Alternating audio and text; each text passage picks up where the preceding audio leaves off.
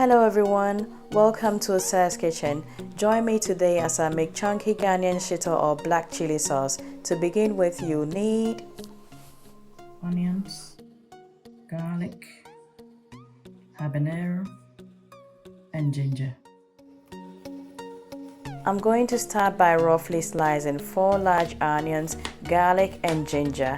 Amount of ingredients to use is totally based on the quantity you're making. I'm not making a real large batch. Okay, so habanero here is totally optional. It all depends on how spicy you want it. I love mine on the real spicy side. So if you can't stand the heat, please omit this step.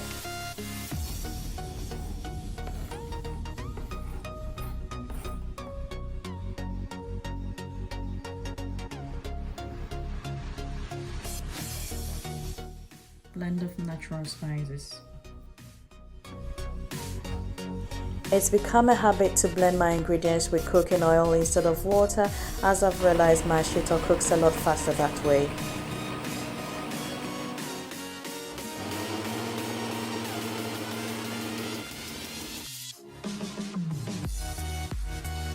I'm gonna heat up some oil in a large pan and toss my blended ingredients right into it.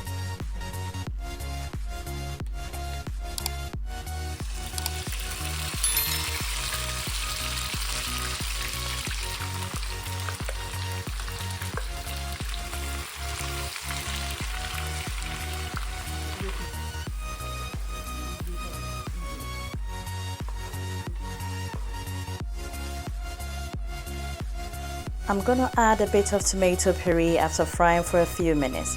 This step is totally optional though. I personally like it because hey, I do love me a bit of color.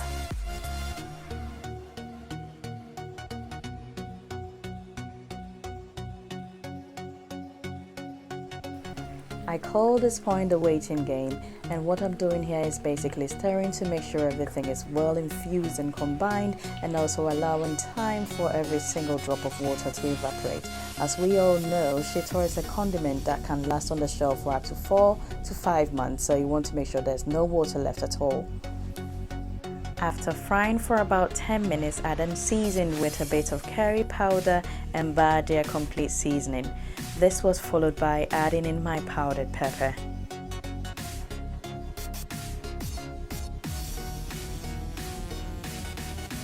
Powdered pepper.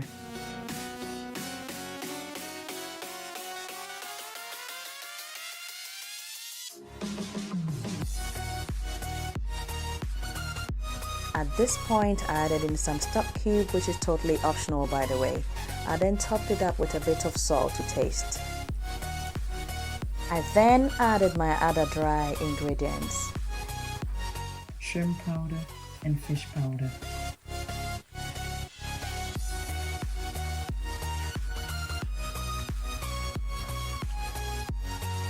All my ingredients were in at this point, and what I was doing here was basically stirring intermittently just to make sure it doesn't get burnt. I was also cooking on low to medium heat. Once the oil starts foaming up and the mixture gets darker, you should know that your shito is nearly done. You can take it off the fire at this point actually. It depends on how dark you want it, but I'd advise you not to go for too dark because there's a thin line between too dark and burnt.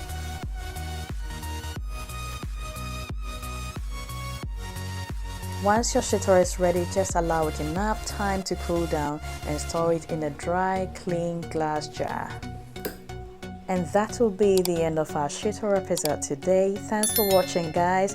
Don't forget to like, comment, share and subscribe.